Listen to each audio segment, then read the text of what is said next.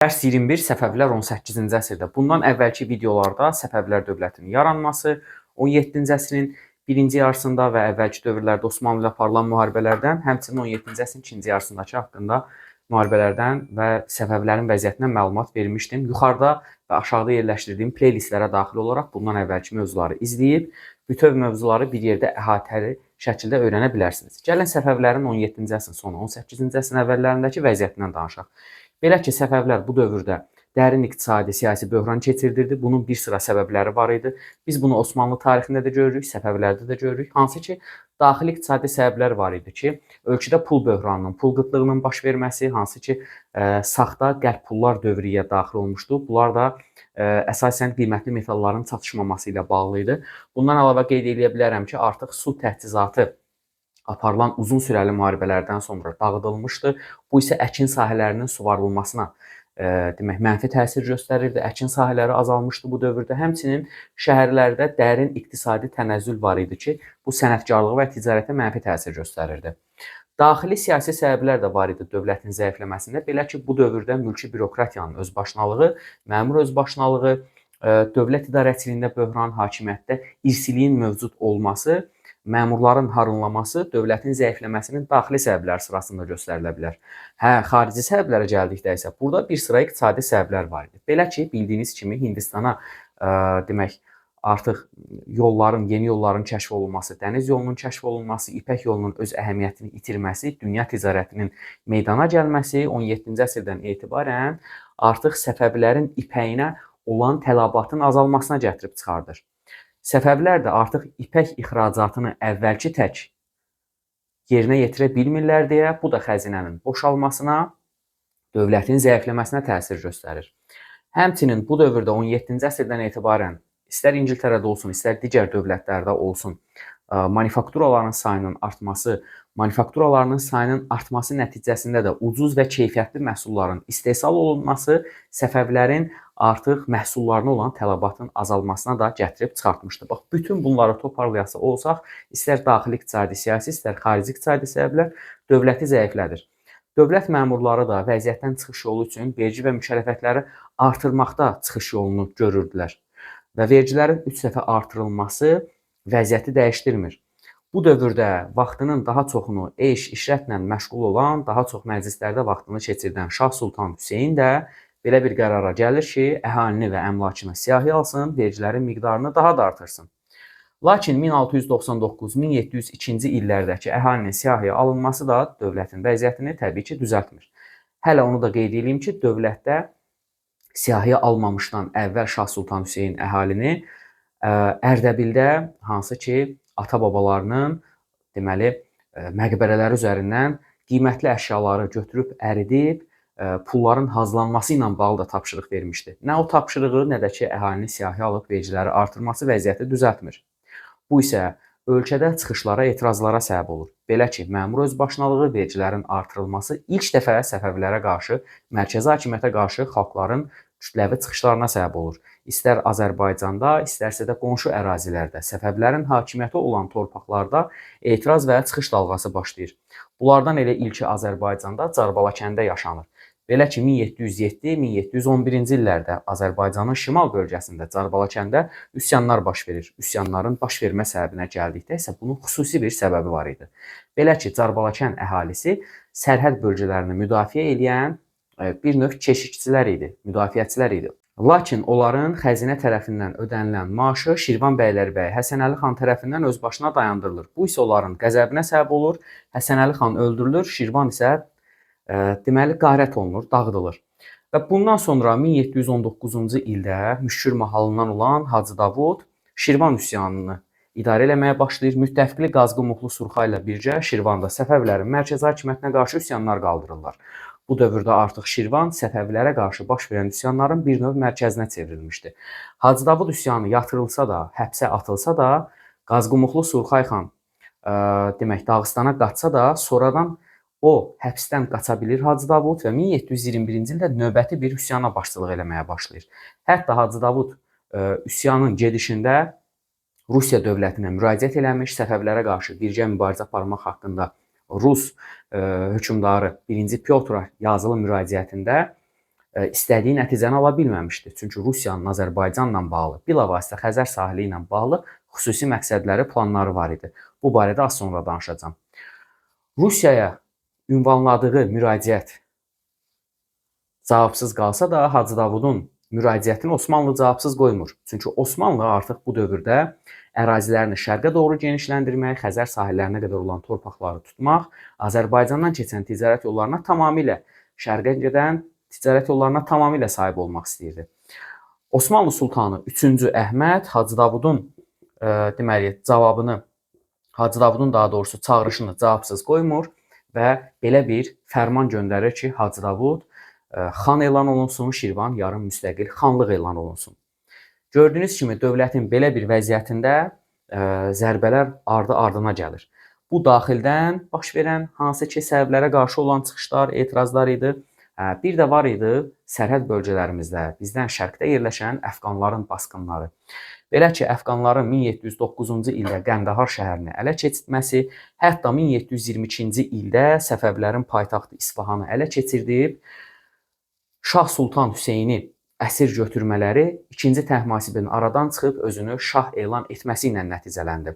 Və beləliklə də Səfəvilərdə 1722-32-ci illərdə hakimiyyətdə olmuş Şah 2-ci Təhmasibin dövrü başladı. Şah 2-ci Təhmasibin dövründən danışarıq. İndi bayaq Rusiyanın işğalçı planlarından sizə bəhs eləmişdim. O məsələ yarımçıq qalmışdı. Gəlin ondan davam edək.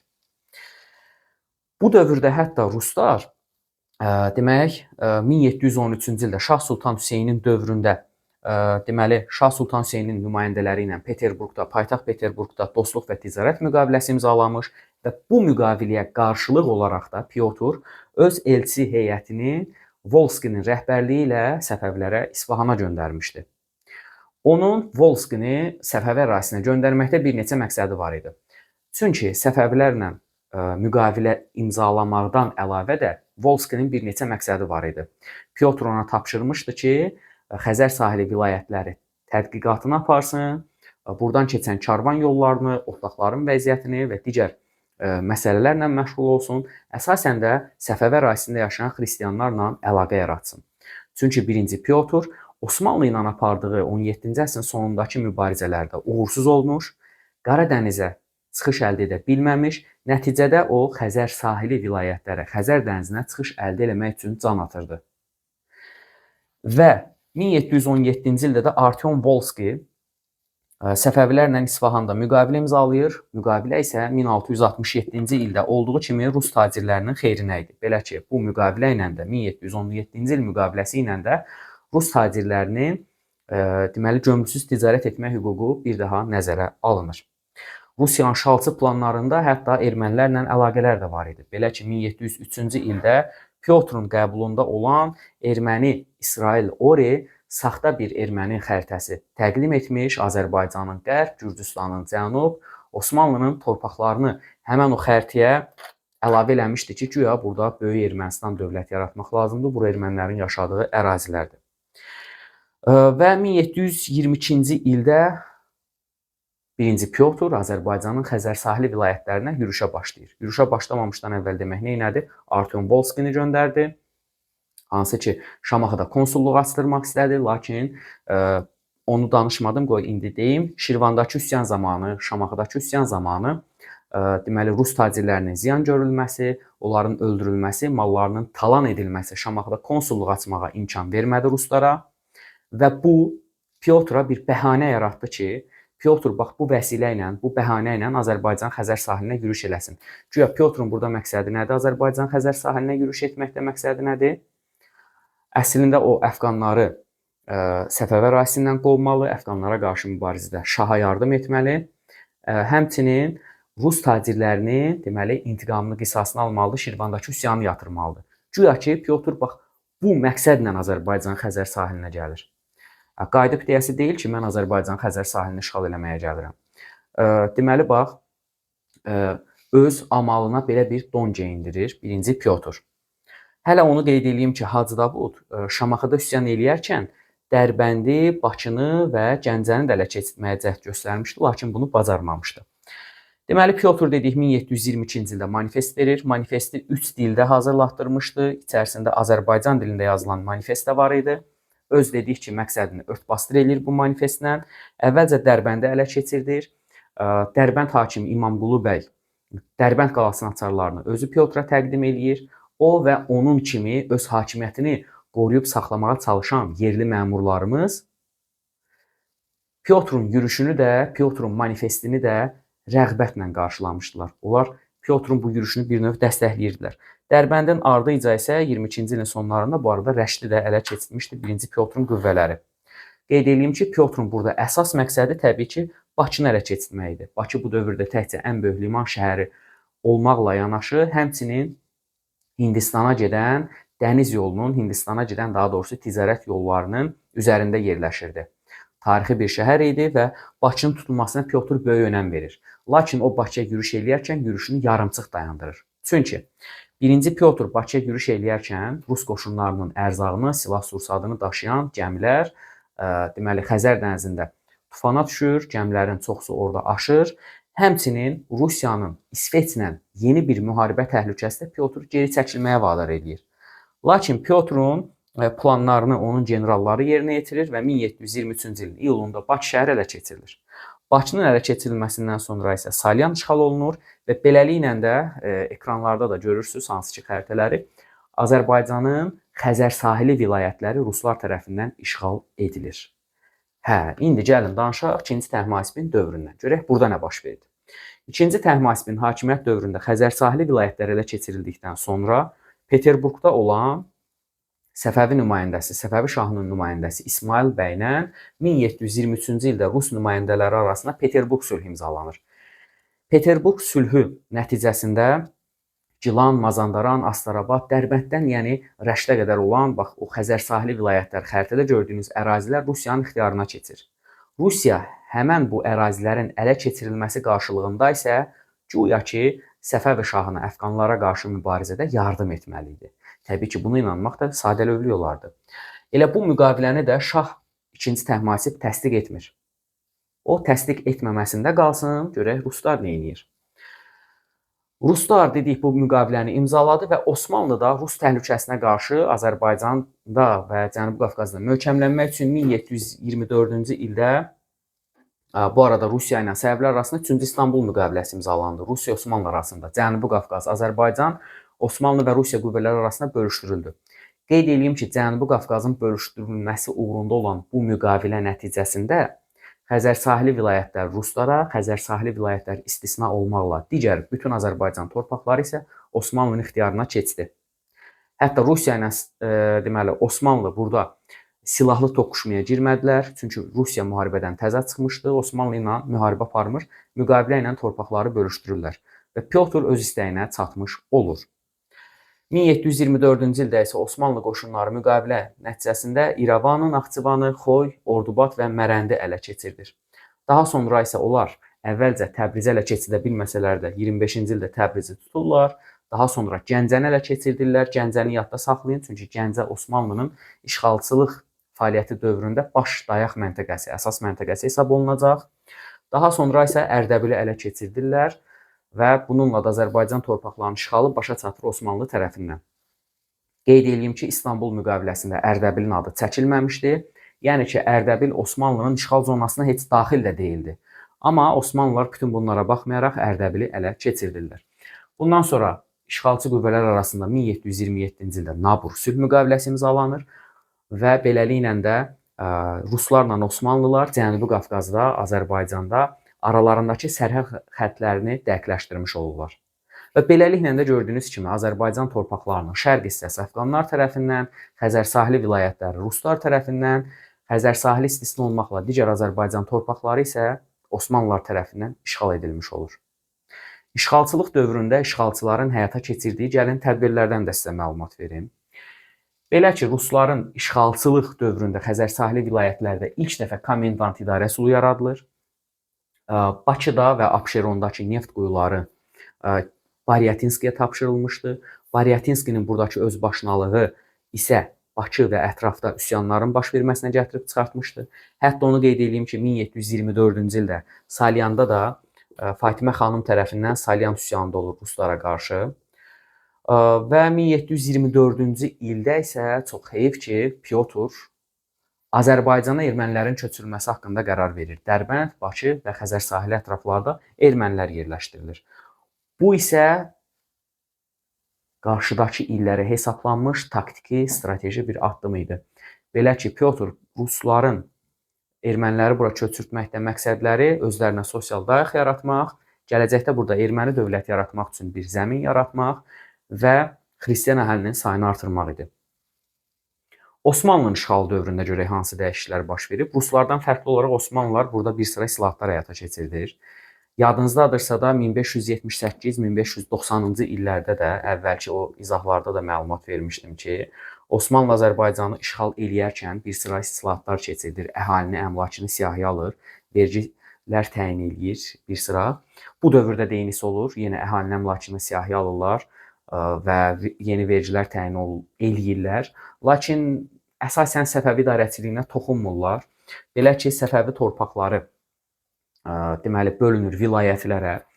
Burada da qeyd elədiyim kimi vilayətlər sancaqlara, sancaqlar mahallara, mahallar isə nahiyələrə bölünür. Vilayətləri əsasən Osmanlının öz sərkərdələri idarə eləyirdi.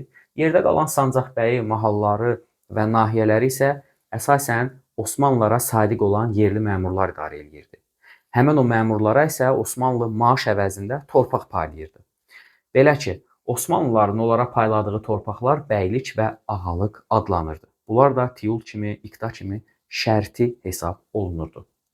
Hələ qeyd edeyim ki, 1724 İstanbul müqaviləsi nəticəsində Şirvan yarım müstəqil xanlıq olması rəsmən öz təsbitini tapmışdı. Çünki bayaq dedik axı Sultan 3-cü Əhməd fərman göndərir və Hacı Davudu beləliklə də Şirvanda xan elan eləyir. Lakin burada Osmanlı qoşun saxlaya bilməzdi. Hacı Davud isə öz səlahiyyətlərini aşır, müttəfiqi Qazqumuxlu Surxa ilə aralarında ədavət olur. Bundan sonra onlar Hacı Davudu vəzifədən uzaqlaşdırır Osmanlılar və yerinə müttəfiqi Surxayı təyin edirlər. Bax, bu da Osmanlının deməli Azərbaycandakı işğal dövründəki idarə etmə sistemi və tədbirləri. Osmanlıya qarşı da təbii ki, əhali tərəfindən üsyanlar baş vermiş, 1727-də Qarabağda üsyan olmuşdu. İndi bunlardan danışdıq, gəlin keçək Azərbaycan torpaqlarının azad edilməsindən danışmağa.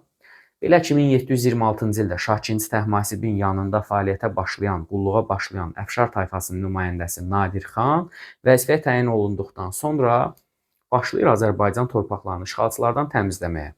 O əvvəlcə 18-ci əsrin 20-ci illərinin sonunda əfqanları ölkədən qovur. Bu tədbirdən sonra 1730-cu ildə Osmanlılara qarşı müharibəyə başlayır. Həmədan, Kirman, Təbriz, Ərdəbil və Azərbaycan cənub torpaqları azad edilir. 1639-cu ildə Səfəvi-Osmanlı müharibələri bildiyiniz kimi başa çatmışdı. Burada yenidən başlayır 1730-da, yəni 18-ci əsrin 30-cu illərində. Lakin Xorasanda 2-ci Təhmasibə qarşı baş verən üsyan xəbərini alan Nadir xan gedir Xorasana. O Xorasanda üsyanı yatırmaqla məşğul olarkən 2-ci Təhmasib isə Nadiri qısqanır. Qısqanclıq hissi, paxıllıq hissi 2-ci Təhmasibin öz nüfuzunu yüksəltmək istəməsi və vəziyyəti öz əlinə almaq istəməsi Osmanlı ilə 2-ci Təhmasibin arasında müharibələrə səbəb olur. Belə ki, öz nüfuzunu yüksəltmək istəyən dedik 2-ci Təhmasib Osmanlı ilə müharibələrə başlayır. Lakin bax, bu azad olunan torpaqları itirir.